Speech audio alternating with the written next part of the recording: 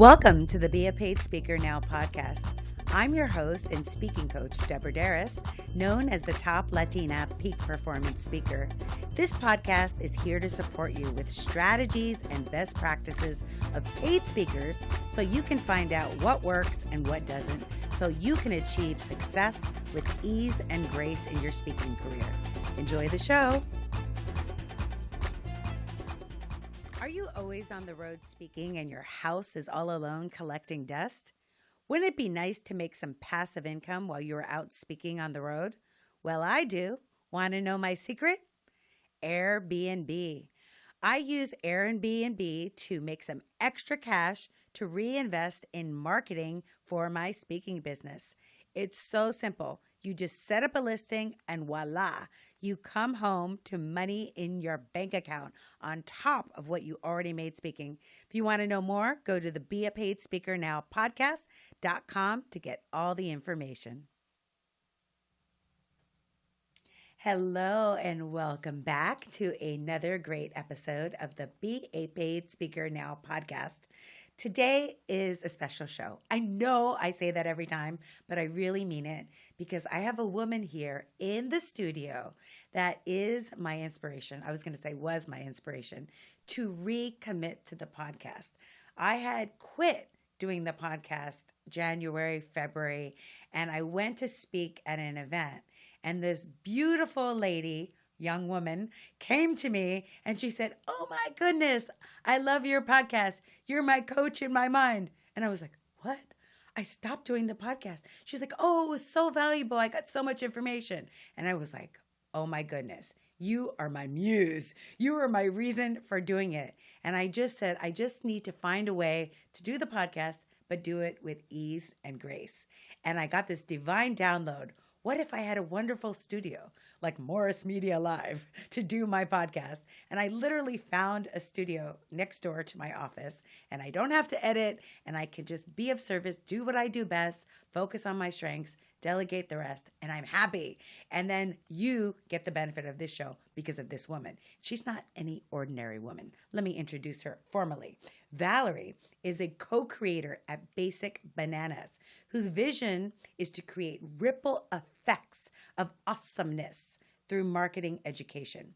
She is known for simplifying marketing to leave people not only inspired, but with practical strategies they can implement in their business. Welcome, Valerie. Hi, I'm so excited to be here. I remember that moment when I came up to you and I was a little bit nervous and I was like, I just have to let her know. I have to let her know the impact that she's making in the world. And so I'm so happy that you decided to continue doing this and I get to be on the podcast. Yes, I just am so grateful because there are people that are out there that are, even if they take one action from every podcast, because I always encourage people, don't be spectators and just listen. Be participants and take one action step. So you are the reason that there are messengers getting their message out to the world. Thank you very much. I just want to say thank you on behalf of our listeners. Well, plus I get to get the messages too. So yes. It's a win-win situation. Exactly. Awesome. So my first question that I have for you today, I know that you've been speaking for a long time, and I would love to know what are your rose and thorn moments from your years of speaking? Yes. And by the way, this is a new segment that we're introducing where we have podcast audience members as guest hosts. So Valerie is our very first one. And you too, listening, can ask your questions and be right here with me. So make sure that you give me your comments and let me know. So the rose and thorn moments. So have you heard of vision boards, Valerie? Right? Yes, from you. So, right? So I watched the movie The Secret. I did a vision board, and there was this gorgeous Chilean soap opera star named Cristian de la Fuente. I don't know if you know who he is. He's like a telenovela star. He's more popular in South America. Anyway, I saw him. I put him on my vision board. Then the next day, like the next week, maybe, I got a speaking engagement with Macy's to MC this event like in the middle of a mall in Montebello. And I was co-hosting with Christian. Oh my God. My friend that went with me would never believe it. She was like, Oh my God. And it was all women and everyone was all about him and he was speaking Spanish. And it was just so cool because, I talk about the power of the mind and how our thoughts are electric and our emotions are magnetic. And we can co-create opportunities for us when we live in the realm of possibilities. So my thorn moment, and this was I'm like celebrity dropping today. Look at me, Valerie.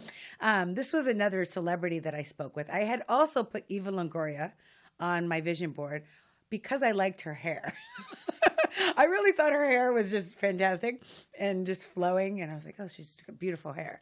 Next thing you know, I'm doing a speaking series with Verizon.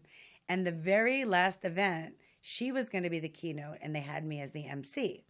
But the only problem was, learn from my mistakes, everyone. I was wearing not 3-inch stilettos, like 5 or 6-inch. And I had got them at Macy's, when I did my gig. They were this high. And so to get on the stage, you either need a lot of lower ab core, which I didn't have at the time, or you need help getting up and down the stage. And she had bodyguards with her.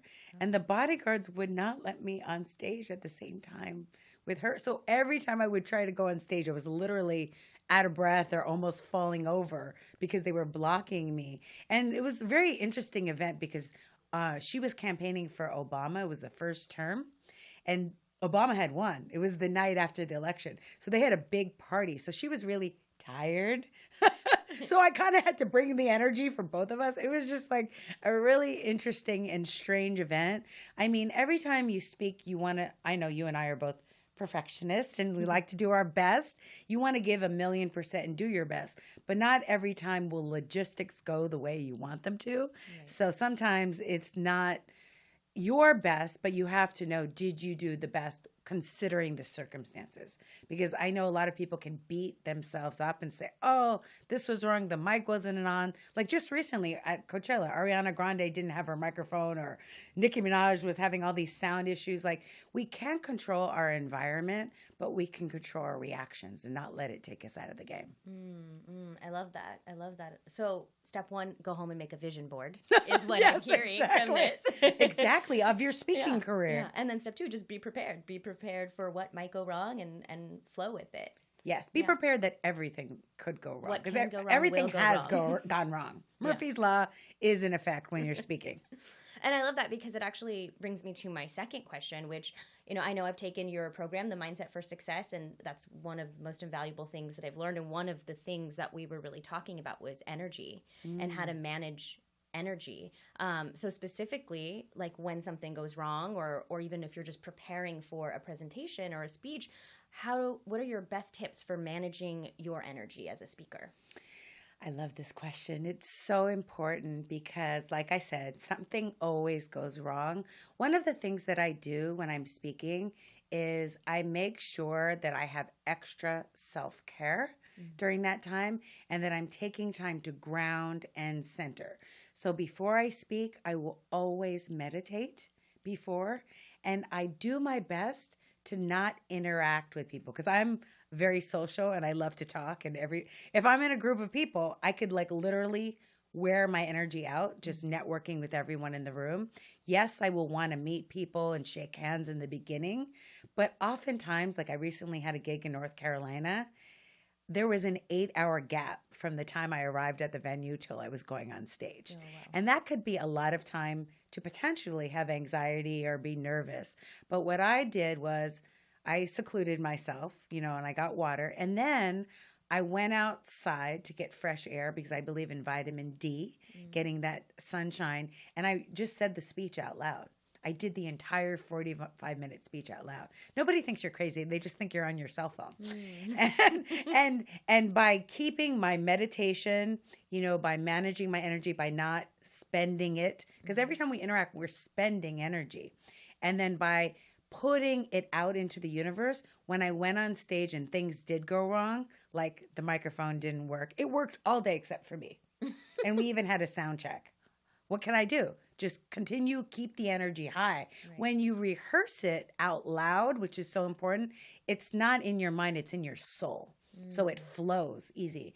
And then the other thing, it was for a high school and the kids had to go back to to the school for the bus. So there was 1,000 people, and literally 300 people were leaving during my first 10 minutes of my speech. And you know that phrase, never let them see you sweat. I actually was able to stay grounded and centered because of my breathing beforehand, because I did. And every speaker is different. Like Anthony Robbins does exercises to get pumped up and to get energized. I'm already energized. I need to do breathing to calm down and get centered. I do not need to be pumped up. Otherwise, I'm going to, go crazy and talk fast and get ahead of myself. Right. I need to slow down so I could be available, because oftentimes I find I will say something that I do not expect to say. And it's something even better. And it's what the audience needs to hear. I love that. So you're more of like a channel. Yes. Really. I truly believe that I'm a channel. And that's something that has evolved. I've been speaking 17 years. So in the last 7 years, as I've gotten more spiritually centered, I've surrendered to being a channel. So before I'd write a speech, I'd have everything written and want to be on point. Now I just have bullets where I have fact, story, call to action, fact, story, call to action. And I let the magic happen through the channeling of what needs to be said. That's amazing. But you have to take care of yourself first. Yes. Awesome. It's like in the plane where you have to put the oxygen on yourself before someone else. It's true. How can you give? Because you're not just giving 100%. You're giving 1,000% when you're on stage. Because there's 1,000 people. For every person, you're giving energy to them. Yeah. And I feel like you can really, from the audience perspective, you can really tell when someone is rehearsing something or just kind of going through the motions of something versus, like you're saying, acting as a channel and just being really present in the moment and being present for open to what might happen, right? Which I think is phenomenal. It's a different experience, yeah.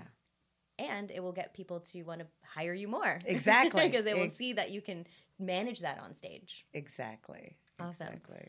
So my next question, one of the biggest challenges I have been finding as a speaker is, how do I reach out to organizations to speak, and how often should I reach out to them? I don't want to feel like I'm nagging them, but I know that I have value for their audience, and I would love to connect. So what are your tips for how to approach organizations to speak, and how often should you be reaching out as a speaker? So one of the things I talk about in my Be a Paid Speaker Now Academy and also in the Mastermind is clarity is cash, knowing what you're an expert in and who you are. And then the next module, we talk about your calling card.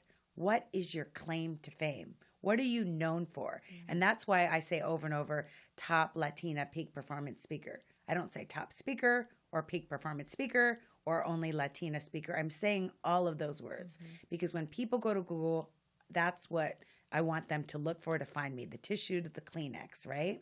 And so once you know your expertise and you know the organizations, associations, or groups that need you, then it's matching it up.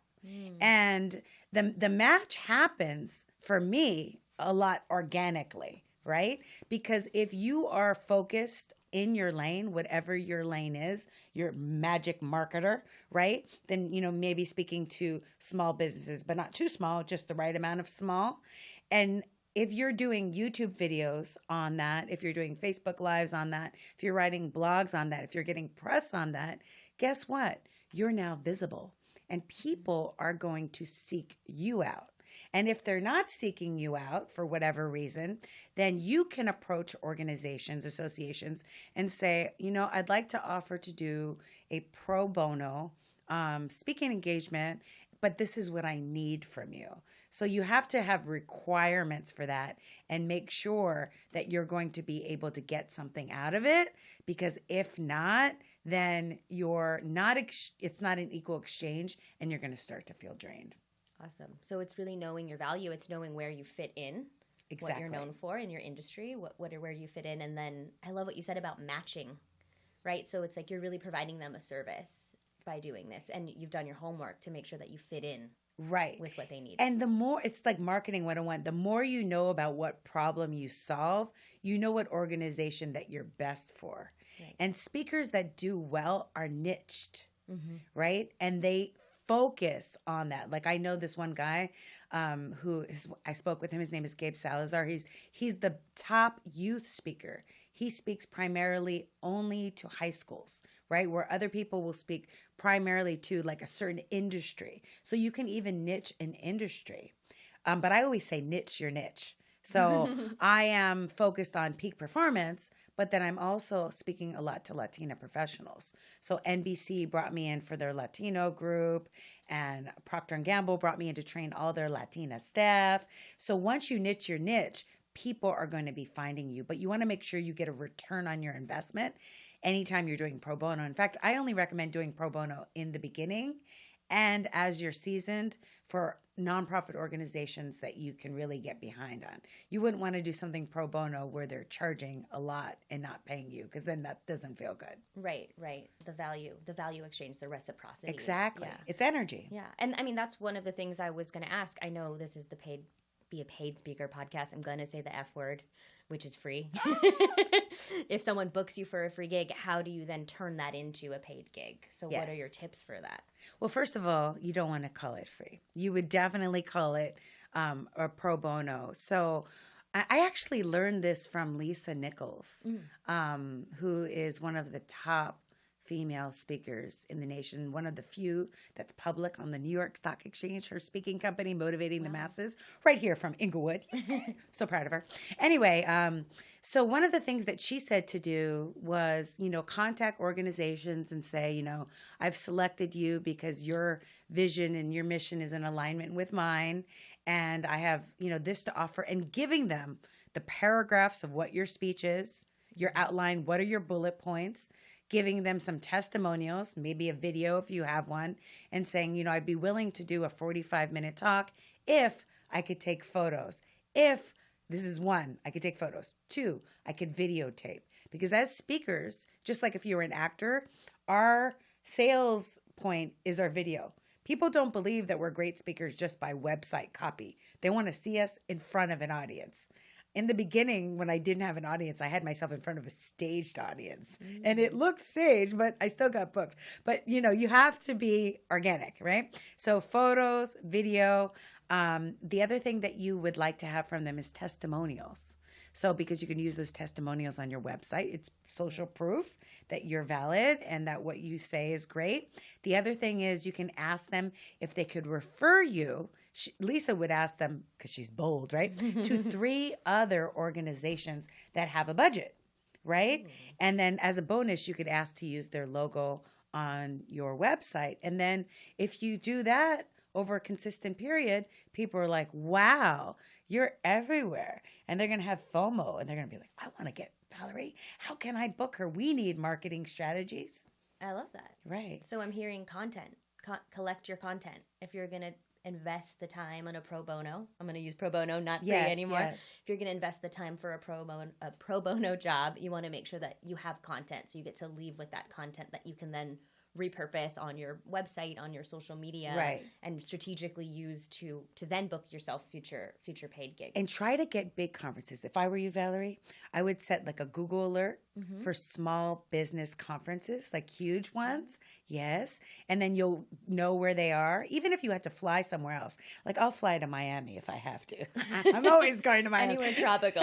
Anywhere tropical. And then you can just start pitching them. Yeah. And that's so genius because as a business owner, as a speaker, it's like my time is not best spent on researching things. So bringing the information to me through a Google alert, I didn't really consider that, and that's genius. Exactly. So. And you could even put together like a database and then go to all the small business and they will be so happy, especially when you're organized. If you come to them with your 2 paragraphs, your 5 bullet points, testimonials, put in your headshot. So like you're ready to go in the program because you're making the event coordinator's life easier. Right.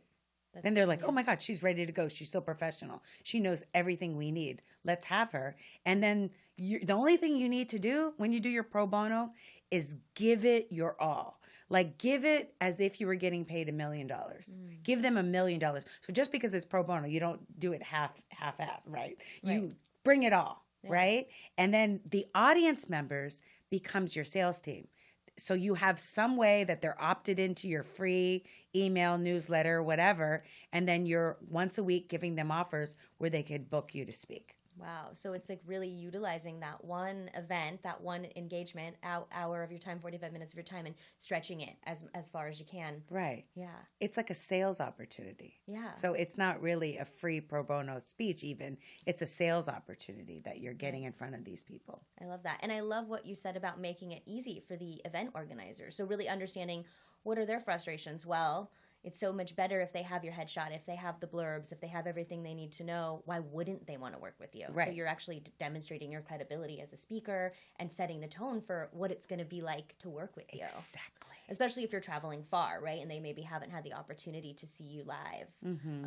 That's genius. Okay. Yeah. I've So, got some and having a homework. video clip in there with testimonials will give them the social proof, because you could say, here it is that I do. It'll just put the icing on the cake. Right. Let them see it instead of just telling them. Do it, Valerie. Yeah. And then come back on the show and tell us all your success. I would love that. And then I'll All interview right. you on how you got all these paid gigs, okay? Perfect. Set some goals now and then. That's my challenge to you. Everybody, you're listening. This is the challenge for Valerie. In 6 months, I want you back on the show, and we're going to talk about all the gigs, all the paid gigs you booked from doing this. Okay. All right. I'm up for it. All right.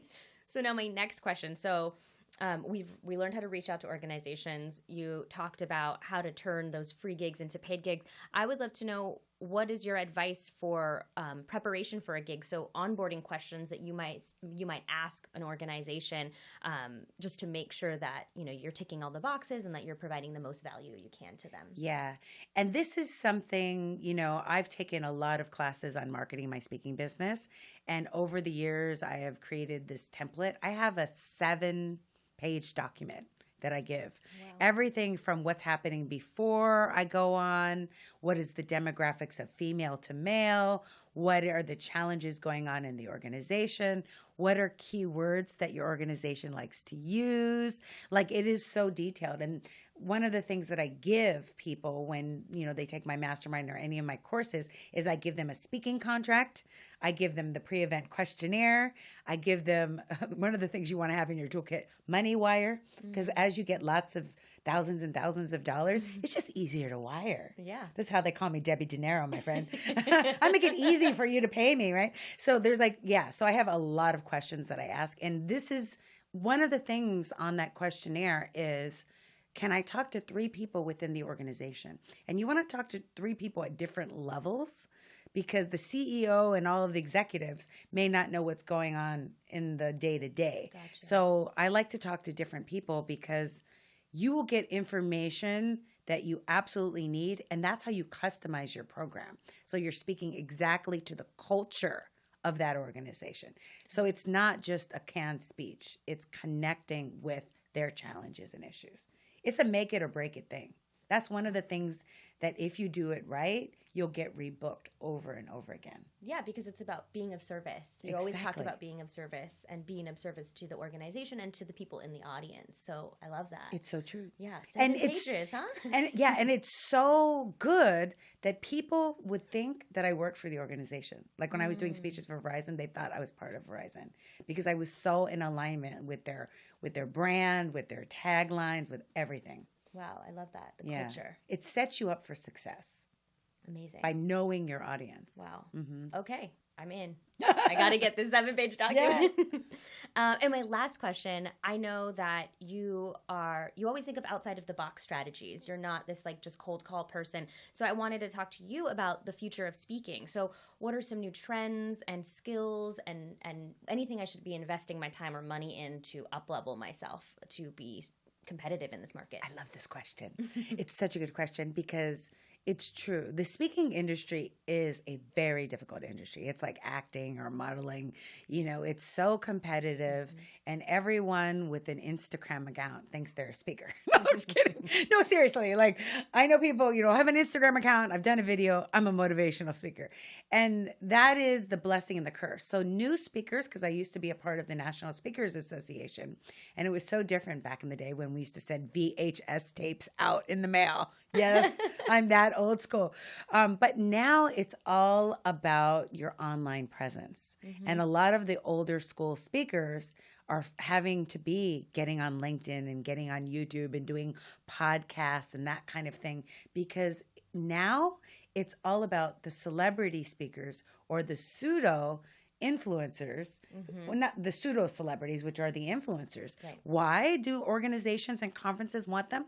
They bring a crowd. Right. So you already have what it takes, my friend, because you have that marketing magic. And those of you that are listening, that's what I would recommend that you spice up on or spruce up on, because you may be the best speaker, but it's not the best speaker that gets booked. It's the best marketer that gets booked. Yeah, I knew this guy that was like kind of a competitor with me, and I just noticed his SEO was so good on YouTube that he was coming up for Latina speaker, even though he was a guy.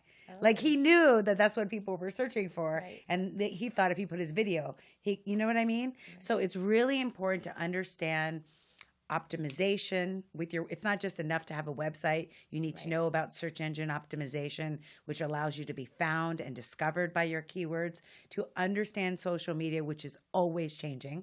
So how Instagram algorithm worked last month isn't how it works this month. Right. It's not the same hashtags. It's just like you have to stay on top of the digital. And podcasting, I just want to do a plug for podcasting, is a great way as a speaker to allow your voice to be heard. Right. You're walking the walk. Yeah, Yeah. exactly. I love that. Awesome. Well, I have a lot of homework. I'm sure everyone listening also has a lot of homework and is going to get ready to do some of these amazing things that you've shared today. Thank you so much for inviting me on and taking the time to share some of your magic and your Isn't she strategies. fantastic? She's fantastic, right, friends? So I just want to thank you for taking the time. I know you're a very busy entrepreneur and absolutely amazing speaker. And so what I invite all of you to do is take at least one of these strategies that we talked about today and apply it. I really believe that each one of you are messengers for a very important message, and that you deserve to be abundantly paid to do what you love, but you have to align for success. So make sure that your thoughts about your speaking and what you're putting your intentions out, put it on your vision board. Have your emotions by seeing yourself in front of that audience like spark up from seeing that vision board every day, and then your behaviors, your actions that you're going to take will get you the results to be a paid speaker now. Thanks so much for tuning in. Ciao. Are you always on the road speaking and your house is all alone collecting dust? Wouldn't it be nice to make some passive income while you're out speaking on the road? Well, I do. Want to know my secret? Airbnb. I use Airbnb to make some extra cash to reinvest in marketing for my speaking business. It's so simple. You just set up a listing and voila, you come home to money in your bank account on top of what you already made speaking. If you want to know more, go to the Be a Paid Speaker Now podcast.com to get all the information. Thank you for tuning in to the Be a Paid Speaker Now podcast. If you want to get a free webinar on 5 steps to be able to be a paid speaker, go to deborahderas.com/podcast. Thanks for tuning in, and remember, you are the messenger for the message, and with the power of synergy, anything